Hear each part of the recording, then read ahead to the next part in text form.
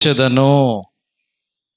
దేవుని బిడ్డలమైన మనము ఆయన ప్రతి ఉదయమున ప్రతి దినమున ఆయన ముఖ దర్శనాన్ని మనము చేయగలుగుతున్నామా?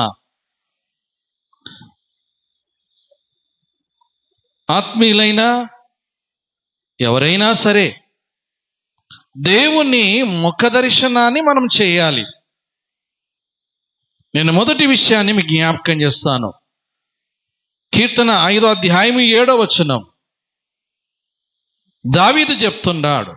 మరి ఈ రోజున మనమందరము ఏమి చెప్పగలుగుతున్నాం? దావీదు చెప్తున్నాడు. దావీదు ఎవరు? గొర్రెల కాపరి. గొర్రెల కాపరిగా కలిగిన తాను దేవుడు అరణ్యములో కలిగిన అతన్ని ప్రభు మహారాజుగా చేశాడు. ఒక మహారాజు స్థానం